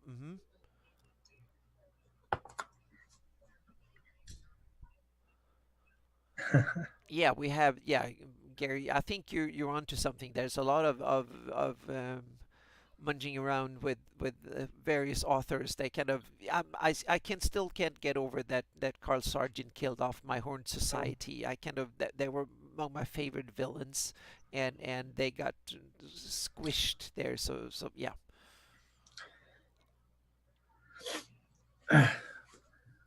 Well, I think they were just trying to explain why a reclusive mage was living in that valley, and he had to come Yeah. from Mhm. somewhere. You Yeah. know, he could just as easily been a Backloonish mage, right? Yeah, but it's kind of but that is one of the things that is kind of cool. I didn't like the adventure much. I haven't played it, but I read it, but I like the idea is kind of cool in that isolated valley going off the rails in some areas is kind of cool. So yeah.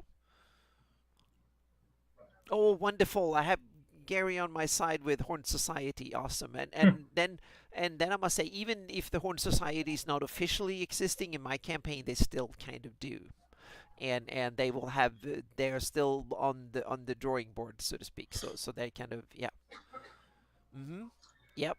Exactly, the horned ones. Yeah, the horned ones are out there and they're seeking vengeance. And in my future Shieldlands campaign, the rule is that the enemy of my enemy is my friend, and that holds true to some degree. And the old one is going to face the wrath of various ones, and it's going to be fun.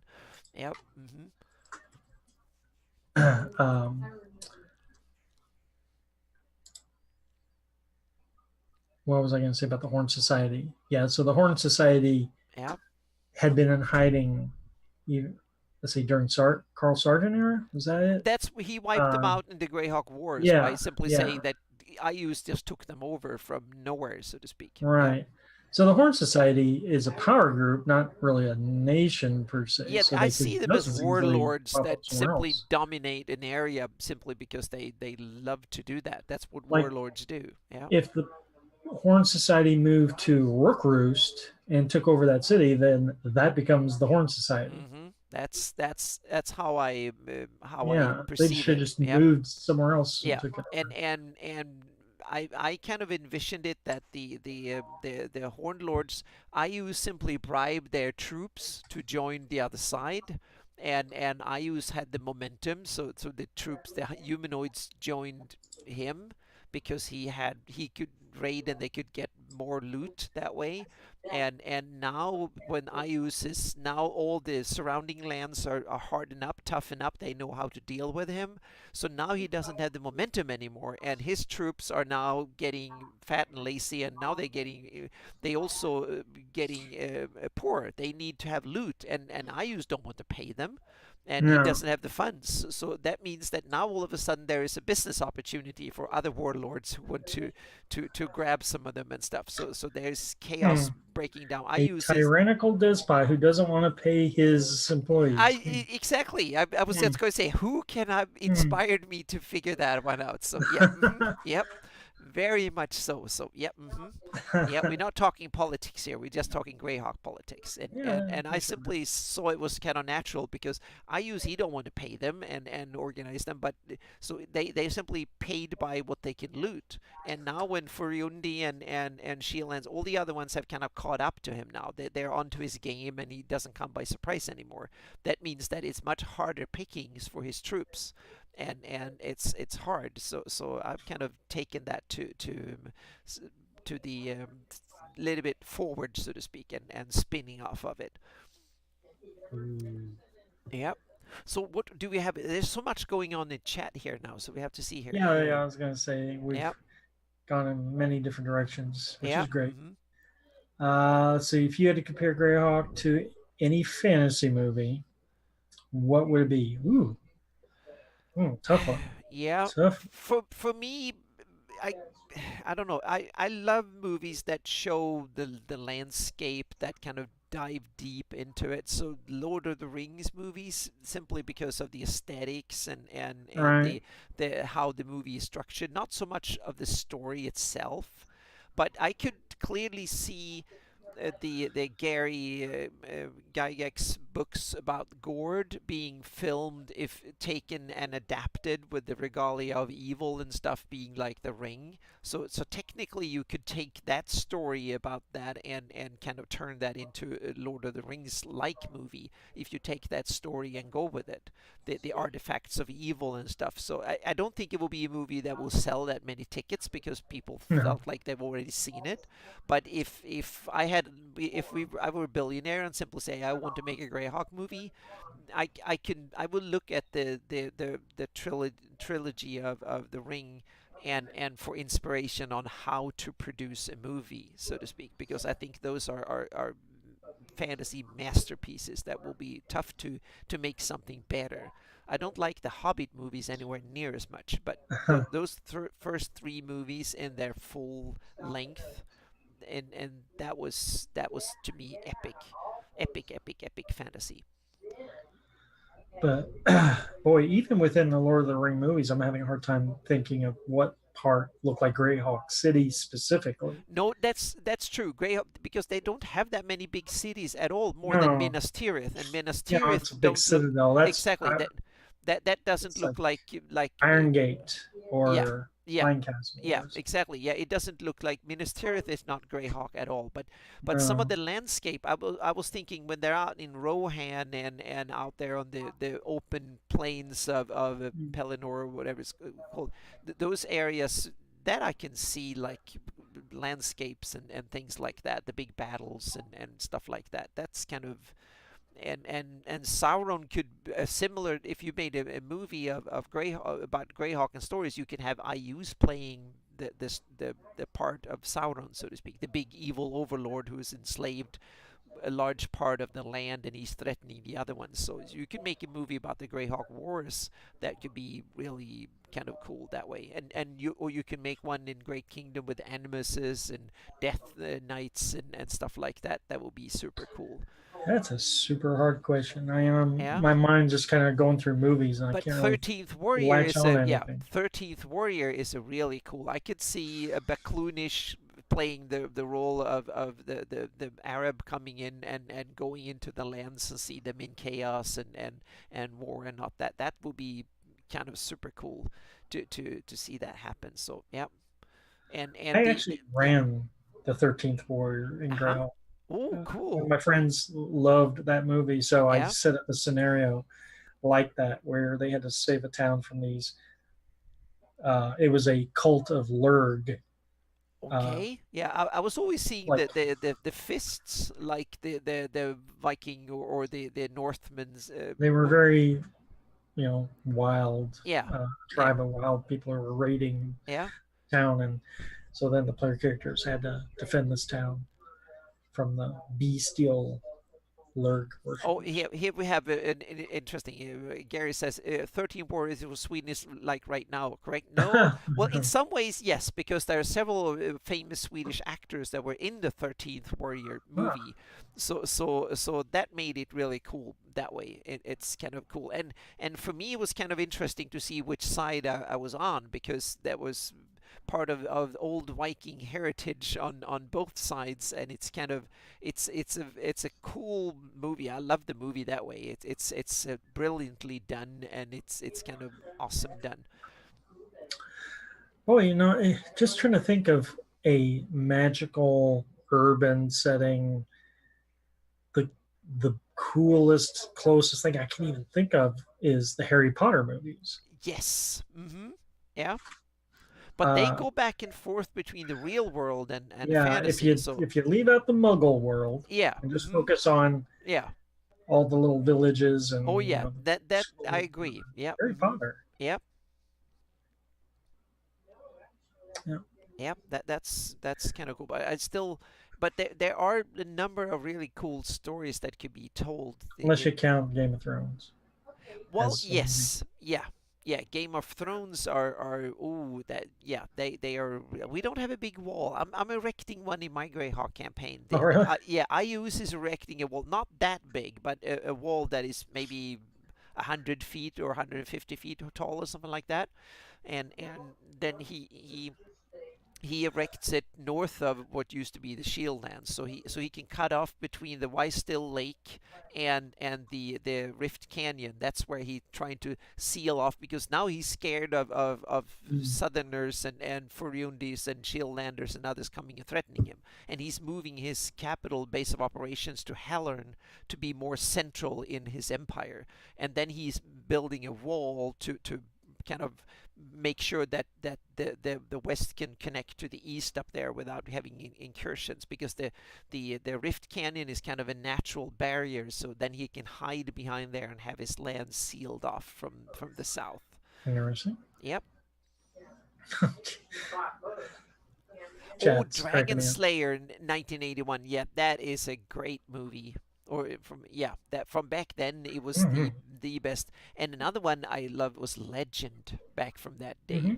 That was so cool. I've never seen a better devil or demon portrayed in any movie. It was kind of awesome. That one See, was fantastic. Legend is a perfect setup for a Sylvan campaign because you have like a dwarf and That's an true. elf and Yep. Mm-hmm. Yep. there was like a little sprite, Yep. Mm-hmm. and Yep. like Tom Cruise then was the human. Yeah. He's the Mm-hmm. oddball of that. Exactly. Yeah. Mm-hmm. Yep. Yeah. So yeah, so both Dragon Slayer and Legend were fantasy movies that I just adored back in the day. They were fantastic movies. And I was thinking one other movie that I forgot the name of. It will come to Yes, me. babies. I have seen Hawk the Slayer. Oh, Lady Hawk is another one that I kind of Lady Hawk. yeah, But have that you I ever seen Hawk the Slayer? no. All right. Hawk the Slayer has a sword with a green gem in it, and I've he can like summon it to his hand. okay. And he travels with an elf, and I think he travels with a Ah. dwarf. You know, Mhm. there's like this mixed group, Yeah. and like the elf's a really good archer. It kind of makes Legolas look Yeah. kind of wimpy, Mhm. and the one guy has like a repeating crossbow. It's Yeah. crazy, Mhm. Yep. crazy movie. Yeah, and I was thinking some other movies that kind of would fit thematically to Greyhawk fairly well are the Conan movies Yeah, with yeah. barbarians and all and stuff like that. I could see the Olish and or the Stone Fists or something Uh, like that.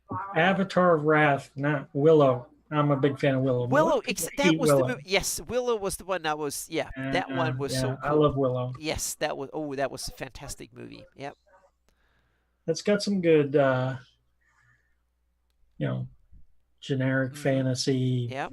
settings, towns and Yep. castles Mhm. and Yep. things, and then it Mhm. has the halfling Yep. culture, town, their Yep. village. And that's what I think about Lady Hawk. Also had some urban scenes when he escaped prison and stuff like that. That to me reminded me of fantasy kind of.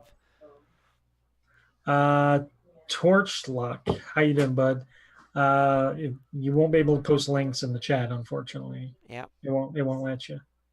He can put them But in, but skip the HTTP and the slash just slash in the beginning, and then people can add that afterwards. just That go would on work. YouTube and Yep. search for Hawk the Slayer trailer. It's Mm-hmm. crazy. Ooh, cool. Yep. Now, Avatar also brings a Beastmaster. I know my friends used to love that movie and Yes, were I've always seen it. I begging don't. me for Yes, animal I companions. forgot about it, but it's kind of yeah. It's one of these that I've seen. Oh, Yep. can I have Mm-hmm. tigers? Can I have ferrets? Yeah. Yeah, I want a hawk. Mm-hmm. Yep. Beastmaster. And then they even made that Beastmaster kit in second edition. Ah, yeah. Mm-hmm. Yeah. I haven't seen Krull or Krull or Uh, however you say it. Yep. Curl, remember when I said the other day, oh, can I play a Cyclops? Oh, You is know, that I from said earlier, is that that's from Curl. Krull? Yeah, Ah. yeah. Mm-hmm. There's it's a bunch of humans and one Cyclops. Yeah, the oddball. Cool. Yep.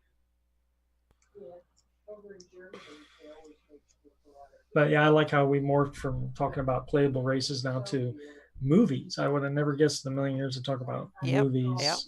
But it's kind of and that we have to bring up because D&D have made some movies, and there's been, what is it, like three movies now, one worse than the others, and they've all been Yeah, disastrous. And now there is like a new movie in the that's what they making, say. a D&D movie. Yeah, but to me it's always interesting that if you make a movie, I wouldn't make it about the rule system. I would make a Dragonlance movie or a Dris du Erden movie You would or a think. Greyhawk movie or a Dragonlance movie would be Hmm. fantastic and stuff like that. But I don't wouldn't make a movie about the rule system and slap a D&D logo on it. I Yeah, will make a Dragonlance movie and then I will simply say you can play in Dragonlance using these rules and tie it into it. But I wouldn't brand the movie with the rule system. That to me is ridiculous. Movies are not about rules; they are I about the think stories. I think I seem to recall seeing a meme about the D&D movies, and it's Yeah, that we think those D&D movies are bad, but really all they are is how our own home D&D campaigns are. that's true. And we're just not realizing how bad our Yeah, home campaigns yeah, yeah. That might be, and that's I think another reason why it's are. bad to associate the movies directly with D&D that way and brand them D&D.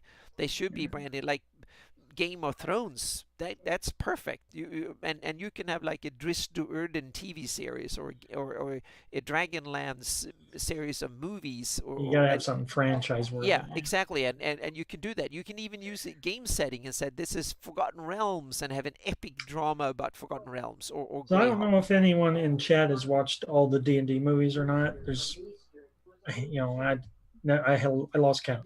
I But think my there's favorite, I've seen three. okay, I my think favorite so far, and it might have been a straight to Sci-Fi Channel movie, was the Book of Vile Darkness yes, D&D movie. that's That the was my best one. favorite. Yeah, And that's the all best evil one. group. Mhm. Yep. It was brilliant. Mhm. Netflix, yeah. Yeah, actually, I think that we don't need to worry. There will be enough cool fantasy coming out thanks to Lord of the Rings and Game of Thrones and others because these are the biggest money makers in TV and movie history, basically. So Well, it'll be interesting to see what happens when Game of Thrones wraps up yeah, on but HBO. they will be they already talk about a prequel, meaning they will Um, go back to the universe I don't earlier think on. that'll So work.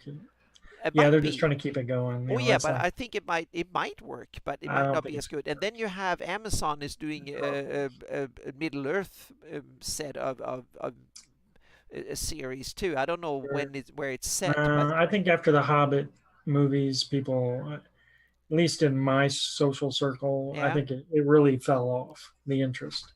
No, I I think think they're that looking for it's something still new. there, and it's because I would love to see a Oh new no, the cool. genre, Yeah. yeah. Mm-hmm. I'm Yeah. talking about that particular franchise. I That's think true. That might be, fell off. but the Lord of Middle Earth is so big with so many good stories that they could pump out for the next 20 years if they do it well. It's AIDS Prequels, prequel. yep. Well, prequels can be well done, I guess. I don't know. What about Star Wars? That was kind of Yeah. yeah. Now we're getting off fantasy, so we skip that one. So yeah, but Well, there yeah, are good stories in Greyhawk. So if you want to do a Greyhawk movie, I think there are some awesome stories you could tell. That there's some of the D&D's owned by Hasbro. Hasbro makes Transformer movies and GI Joe yeah, movies. They have all these. Why can't they make a good D&D movie? yeah. I think they They can. have. Yeah, I think they So can. Yeah, I think they can. It's just a matter of toning down the.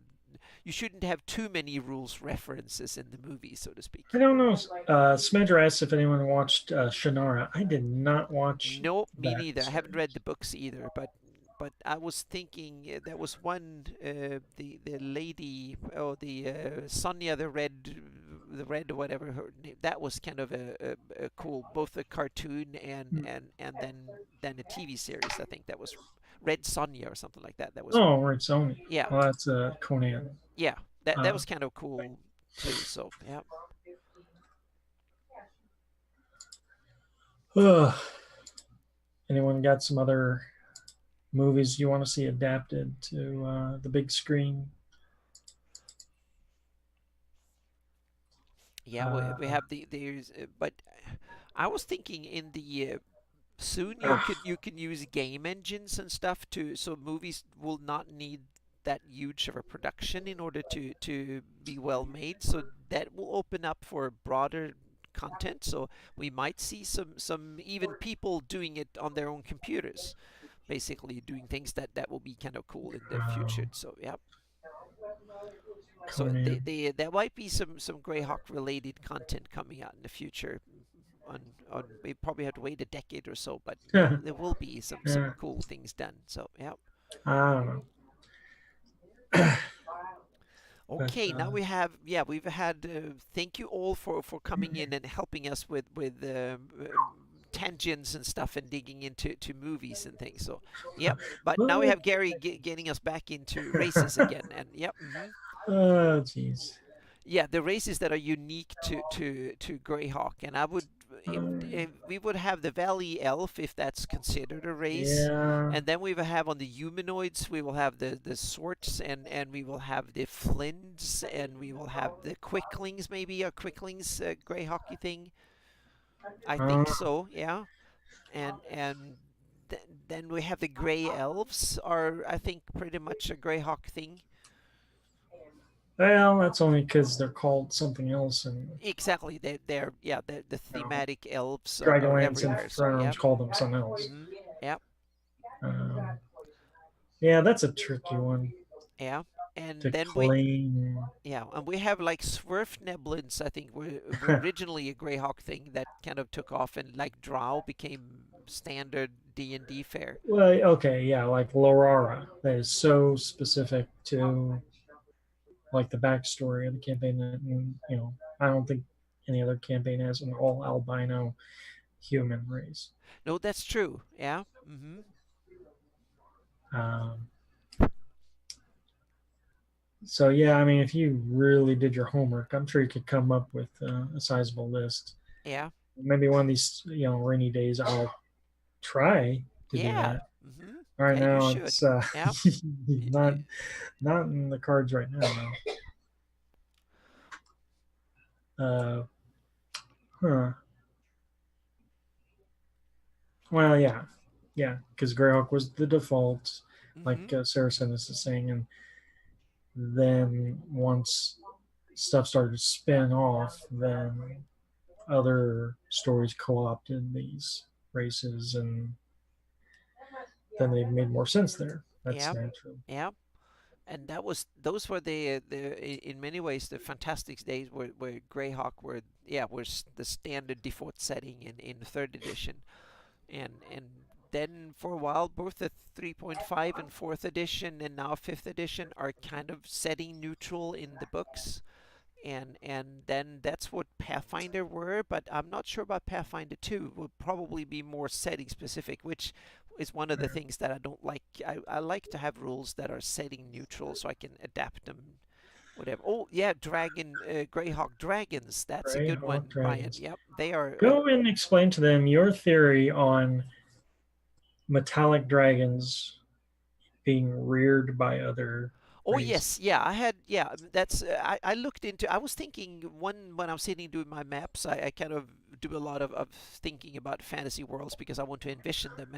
And one of the things that I wondered, why aren't dragons running everything if they're that powerful? And also that why do they collect treasure? And then it also struck me that all the chromatic dragons basically can convert themselves. They have a human or like a humanoid form. They can be elves or humans or something like that. So I try to. My idea for my Greyhawk campaign is that chromatic dragons that have that native ability to assume another form, that they when they are tiny, that's when they are little hatchlings, that's when the first other creature type they bond to, that's the form they will take. So if Brilliant. yeah, so if they are raised, if the humans are the first other type of humanoid creature that they kind of are close to and get a human friend, or their parents, or they're raised by humans, or their parents introduced them to humans, they will assume a human form. And when they're hatchlings, that human is like a toddler, and then the human kind of grows older. They are the same human all the time, and it grows older and older and older. That's why And some dragons in my campaign, like silver dragons, have taken an affinity to elves.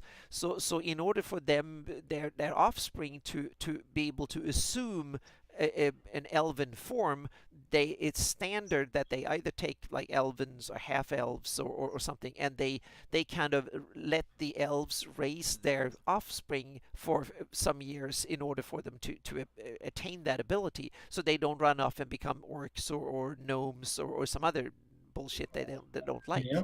So that was one of the thematic themes that I kind of introduced for dragons in When my you told me campaign. about that idea, it made me want to give my players a dragon egg so badly. Yeah, Just because the look on their face would be priceless. yeah, Just like this little dragon and take the form yeah. of They will be their their little kid that characters. run around and Well, and start screaming and yelling and yeah, it's like, whatnot. oh, Yeah, we got a dragon. yep, My, my elf found a dragon egg, and now I have yeah, a dragon. And oh mm-hmm, no, now it's an elven child. What the yeah, hell? mm-hmm, yep. I think that would be fun. Yep. So I introduced it. That was one of the things. The other thing was that dragons need sustenance for their eggs. So in order to Mhm. nurture their eggs to hatch and become dragons, the old way of doing it was to kill another dragon and use the bones, because that's the bones have that ability that Circle of life. exactly the circle of life. So they need to kill off old dragons,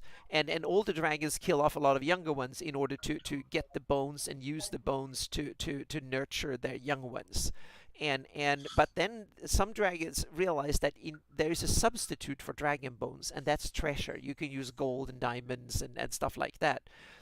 And then that's why dragons hoard treasure, because it's an easy, convenient way to populate, make more dragons. And what they do is that, and in some races it's the males that collect the treasure in order to attract females that lay their eggs in their nest, so to speak, and then they guard the nest. And in some other ones it's the females that attracts the treasure in order to have, depending on it. And also in my campaign, it's like the good dragons, when they get old and want to die, they go to a dragon graveyard in order to make the bones protected so the evil dragons can't use them. So good dragons, they go and lay their eggs in nests that so they are kind of have a community or of dragons that way. So old dragons come and protect the bones, and younger dragons can come and lay their eggs there so they can make more of their kind, so to speak, and protect them that way. Oh, Hmm. Norkers, those are cool. Yes, Norkers. Are Norkers Greyhawk specific, or Um, I Camprets don't are know. I know they wonderful. were in Yeah. a couple of the adventures. Yep. Needleman. Uh huh. Yeah. Needleman, Yeah. jeez. And Animus is We're an really digging deep now. yeah. And Animus, they're kind of a not a race, but they're kind of, yeah, they're kind of undead, but And we they're yeah. moved on to ground specific Yeah, and even Death critters. Knights are in other worlds. Yeah, I don't know if Death Knights are invented in a Greyhawk invention or not. I'm not sure Um, about that. But well, Norkers are kind of cool. Yeah, and Camp Rats are fantastic. They're ooh. How about mimics? Are mimics a general Greyhawk D&D thing before they became a Greyhawk general. thing? Or yeah, they're general. Yeah, Yeah. but Beholders aren't specifically Greyhawkish either. They're kind of just a general See, D&D I thing. could argue that Svarts are unique to Grail Yeah, because there's actually a Svart deity, yeah, and I that's don't think true. any other campaign has one. That's true. Yep. Mm-hmm. Yep. Um, but yeah, that's hard to say. Mm-hmm.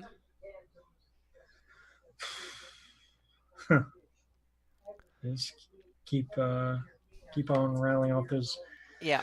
And camp creatures rats are wonderful. They're fantastic. So yeah. all over all. Mm-hmm. Oh, the Oh, table swords. flip. Oh yeah, yeah. But the Forgotten Realm steals every good Grey hockey thing end up in Sure, Forgotten Realms. sure So they yep. are. Oh, and the Demilish. Ooh, yes, the Demilish. Yep, yep.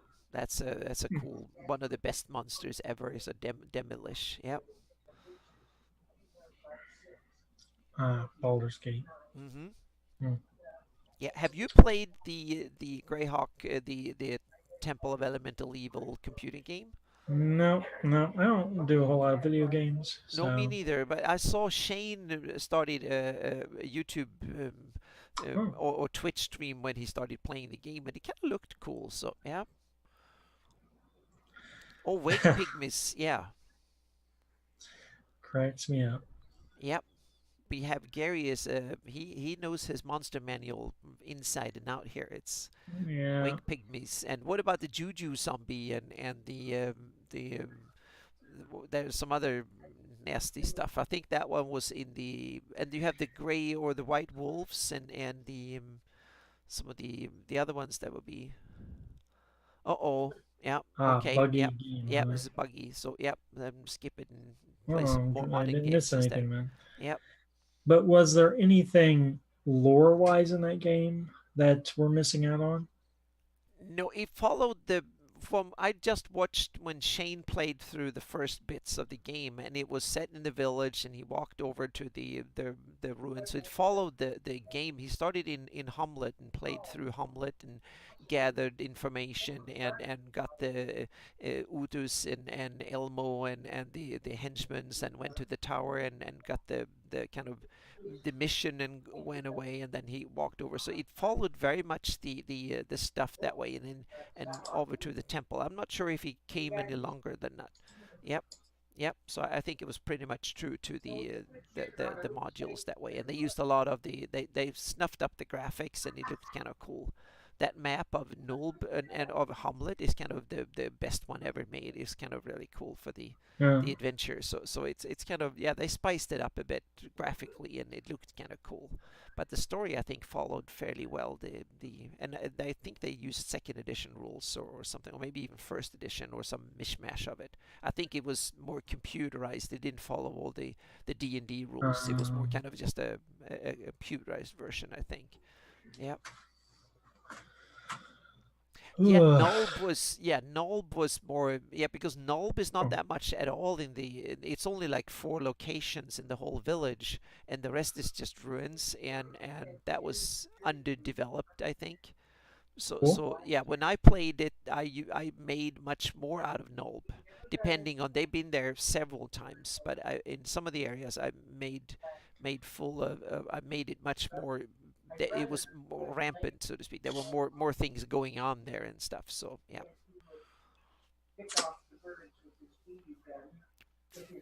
Very interesting. hmm Well, I am starting to yeah. We have up blank to out 2 here. hours. So yeah, so we are Yeah, yeah. So this is a perfect time to wrap up because we had so many tangents and stuff this time. So but we hit every yeah, every yep. note we wanted hmm to hit. Yeah, and we had a topic for next week, and I forgot about it. We had said something, and then I put a note somewhere, but now I'm not really sure where you put a Next note. time, I know in 2 weeks we trying to have get someone on the first show. first guest. We have Bards of Greyhawk coming on. Ooh, So yeah, I don't know if the whole group or if it's just Rick, but we will that have. should be interesting. Yep, so that's fun. So we're going to have it. Now we have Gary coming clockwork golems. That's kind of yep. Jeez. Yep. So Yeah. we talked about a whole bunch of different topics and stuff. So yep. And the Um, Darrow. Oh yes. Next week is Valentine's Day. Yes. So I think one of the topics we were going to bring up was the calendar, the graph hmm calendar, Yeah, and holidays and holidays. stuff. Yep. Uh, from where we go from there, who knows? Yeah, because I made a calendar that I put a lot of stuff in, so I'll dig that up and we can kind of read through and see. Because and I remember there was some fishing festival in Oh yeah, Viluna and stuff like that in certain days. So there's a whole bunch of interesting stuff when you dig I think into the all calendar. might have a holiday too. Exactly, all must have some cool holiday. They have a day of brawling and farting, something like that. You never know. Yep. But yeah, we'll see. Yep. And we have Greyhawk romances. There might not be that many of them, but they're Ooh. more Greyhawkers, so we have to dig into that too. And all those, Uh, yeah. Anyhow, in the meantime, tune into my blog, Gray Hawkery, here pretty soon in the next day or two. I have a post coming up that might be kind of interesting. I'm I'll just tell you all about it. I'm going to talk about the colorful places of the Flanaess. I'll leave it at that. Mm-hmm. Yep. Cool. Yep. That's awesome. So thank you so much, everyone who came in and watched us babble Yeah, babble us through the first 2 hours of this episode of this season, and gave so many wonderful comments and stuff. We love it. So yeah, we couldn't do this without that. So so it's next yep. Thursday. Yeah, so we will be back next Thursday. So thank you so much for watching and take care and see you next week. Greyhawk for life.